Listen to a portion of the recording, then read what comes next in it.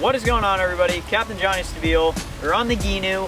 Hopefully this weather clears up for us today, and today we're going snakehead fishing. I'm going to be throwing the American Snakehead Customs lure. This is their frog, and I'll have it linked below for you guys. Hope you enjoy the video. Don't forget to give it a thumbs up, and we'll see you guys out there.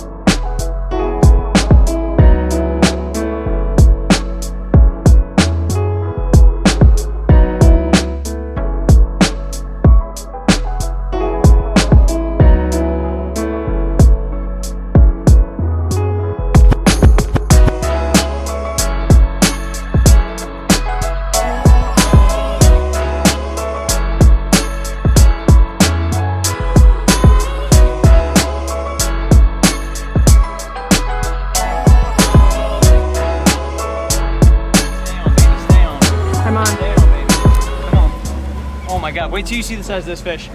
Holy cow, I'm gonna boat flip it. I don't think I have another choice. Oh my God. That is a freaking snakehead. That is a freaking snakehead and a half right there. Oh my God, he's hooked real well too. Really well. Dang. All right, I'm not gonna flip him. There's no way. I'm just gonna wear him out. Alright. This is a lot more difficult from a boat than it is from land, because on land you can just pull them right up on the land and then you got them. So these guys have extremely sharp teeth. Got them.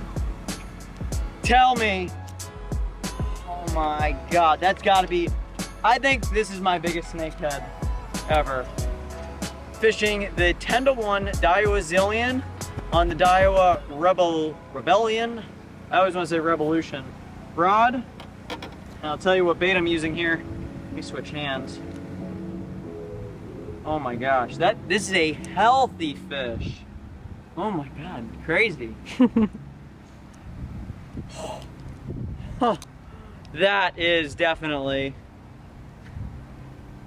That's definitely got to be my personal best as far as weight goes. He's got to be maybe 6 pounds, maybe 5 pounds. Goodness gracious. That's just beautiful. I'll show you guys what we're using. We didn't bring any pliers, did we? I don't know. Man, this is gonna be tough to get out. You don't have any in your bag? No, I don't. We kind of went out today on a whim, guys. Should try to go snakehead fishing because it's been raining like every day, and when we get a lot of rain in Florida, we get a lot of frogs and a lot of worms, and everything comes out of the ground, and it makes it so that these snakeheads they're a little bit more on edge. I was like 17 feet, no, I was like 4 feet away from this fish, and literally it landed. I started moving that little frog, and he got thumped big time. Here, look down his throat there. You can see that frog. I'm afraid to put my hand in there because they got some pretty wicked teeth. We'll be right back in like 2 seconds. I'm gonna try to figure out how to get this guy unhooked without him biting me, and so I can get this frog back, because I really don't want to kill him. I do want to release him. Big chain of events. I ended up having a wrench. I just put a new battery, we're on spot lock. I just put a new battery in the Gheenoe, and I had this wrench to get the battery tightened down. So I just shoved that down the hook there, and that's it. Gonna grab a couple of quick photos. By the way, these guys are invasive. We can take one if we want to. They can also be released in the same body of water. These guys can also be out of the water for like 3 hours. What they do is they slither up a bank and go down into another, like another lake or another canal system. So they're very hardy. Really cool. Definitely one of my bigger ones that I've ever got. And I'm very happy. I'm gonna get a couple of quick photos, and we'll be right back for the release. There we go. All right, that is our bullseye snakehead. They get the name bullseye because they have the little false eye on the tail there. This is a really beautiful one. We're gonna let him go. Oh, nice fish. There it goes. Gotta love it. That is the frog that we're using there. It is made by American Snakehead Customs, and what's nice about it is it's got this little rope feature here. The knot, you notice that this line here is twisted. I don't know if it may not focus, but the knot that I'm using today is it's got a funny name. It is called the Bangkok Hooker Twist, and I'm gonna have a video linked in this video of how to tie this knot. This is by far the best snakehead knot. I used it while I was in Brazil. I've used it for peacocks. Really, any application that you're not gonna use a leader, I think this knot is great for. And to be honest, I've used less fluorocarbon and I've used this knot a lot more for a lot more applications. Peacock bass fishing with like artificial and stuff. But that is the frog right there. Let's see if I can balance it out. There we go. Beautiful. All right, let's see if we can't get another one.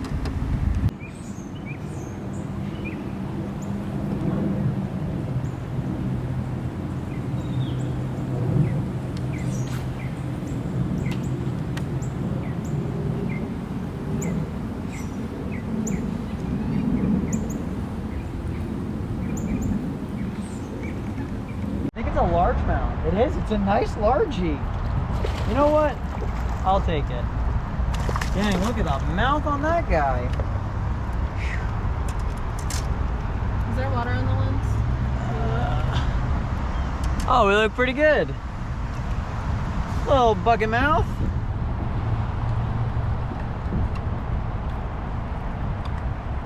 That squirting that you see is, this thing's got a little hole in the bottom, and when a fish bites underwater, it sucks up all that water there. But nice little large. You haven't caught a largemouth in a long time.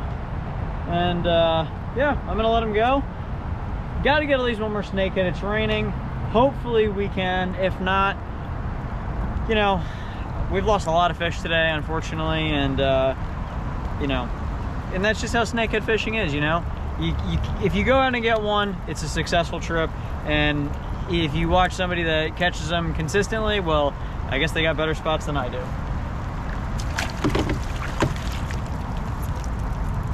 I don't think. All right, Laura got a little snakehead. That's really all we were looking for. I'm gonna just boat flip him. He's gonna probably freak out. Nice, that's pretty decent sized one too, you know? So Laura, I guess, let me go into this bridge. We got a bridge right here. The hardest thing about snakehead fishing for the majority of the people, that start, okay, so the reason also that I'm wearing my sunglasses is because they're polarized and there's a glare when it rains. So I'm able to see that. There we go, get some better light. I'm able to see those fish better even in the rain. So I always like to wear these when it's raining. Now I would say the hardest thing for people to learn how to do when they're snakehead fishing is when the snakehead bites down, you have to wait 2 to 3 seconds, which is a long time, for that fish to clamp down, and then you set that hook like you've got nothing left to give. Let me get this thing unhooked, give it to Laura, we'll get a couple pictures, and release. Shine that light down in his mouth there. I just want to see. How redneck is this? I'm literally using a wrench to unhook a frog when I have 40 pairs of pliers at home.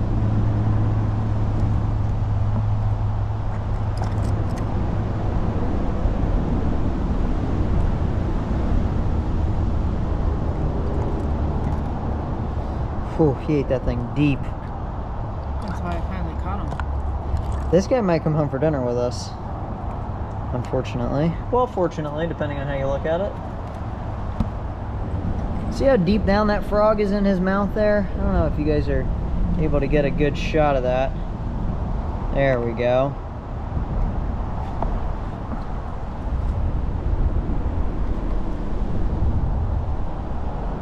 biting my thumb.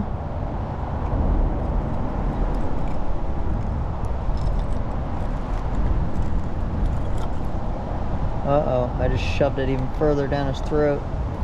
There we go, got it. All right. One thing, I'm gonna use my tool of the day to help us out. Look at the teeth these guys have. I mean, they are just wicked, wicked teeth. They are sharp and they're all facing in. So if this is my mouth, they face in. So when they clamp onto something, you can't get them out. And then always, they always have they have the coconut head. I love doing that. I'll never not catch one and not do that. I'm gonna hand the fish over to Laura and take the camera, and we'll get Laura a few photos. You just want to gill him. There you go. I want it on that side. Okay. Hold on tight and don't let him flop out of the boat, if anything.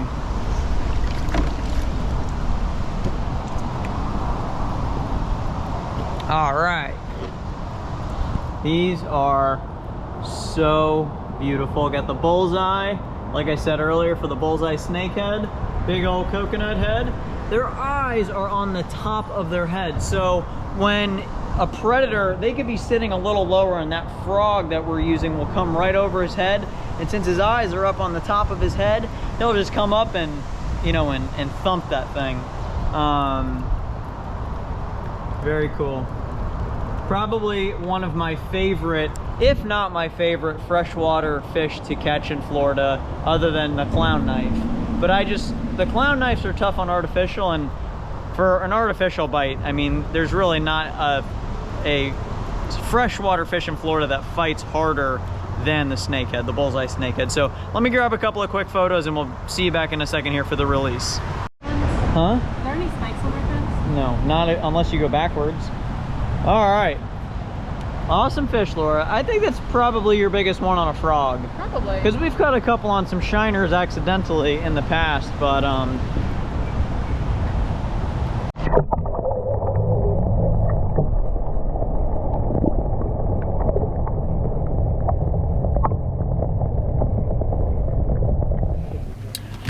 well, guys, that was quite an adventure, actually. Brand new spot, two really nice fish, my personal best on a frog and Laura's personal best on a frog today, so that was awesome. Couldn't ask for anything more than that. Unfortunately, our weather conditions deteriorated very quickly after Laura's last fish, and it started really coming down, so we decided to call it a day. We've got some steak and lobster to cook up at home. I really hope you guys enjoyed this video. If you did, please like the video. It helps me out greatly. I hate to ask, but I gotta do it. And if you guys are not subscribed, consider subscribing. I'm a growing channel, so I plan on putting out a lot more content in the next, well, for the rest of my life, I guess. But I also got a Brazil video coming out, and if you guys have ever thought about going to Brazil, that'll be a video you'll want to check out. So also hit the bell notification. We'll see you guys in that next video. Thank you very much for watching.